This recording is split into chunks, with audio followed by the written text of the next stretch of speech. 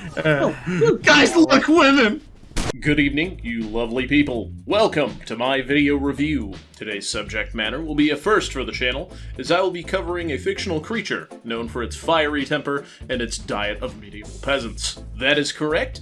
It is a female. Ripclaw is a deluxe class figure released under the Transformers Prime Beast Hunters sub-theme. If you don't remember Ripclaw from the Transformers Prime TV show, don't worry, you're not going senile yet. The Hub Network forgot to put her in the show, as they were distracted by going bankrupt. As a toy, Ripclaw is interesting. In terms of aesthetics and sculpt, she is definitely a Prime toy. Plenty of flat and rounded surfaces, but with jagged points coming out of them, just to reinforce that, no, this isn't a show for 9-year-olds, Mom. This is a show for 12-year-olds. The paint and plastic used on this figure are decent, but I must confess, I've made a horrible discovery. Somebody has been pissing in the mold machines. No doubt, this is why Hasbro's production moved away from China, as their sweatshop employees had clearly begun to sabotage the production lines. Ripclaw's articulation is alright for the size class. Most standard points of articulation are there, though many of them are restricted. The worst offender is the ball joint in the neck,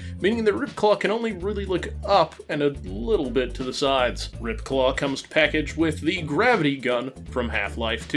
It can either be held in the hand or stored in its resting place on the tail. The tail itself has a hinge at the base, but it also has a large rubber strip running through it, meaning that it is flexible. Size comparison time. Here's Ripclaw with Dirge, Dirge, Dirge, and Dirge. Ripclaw is the average size of a deluxe from the early 2010s, with enough plastic to fill out that price point. The transformation into Predacon Dragon mode is about as predictable as you could get. There aren't any surprises here.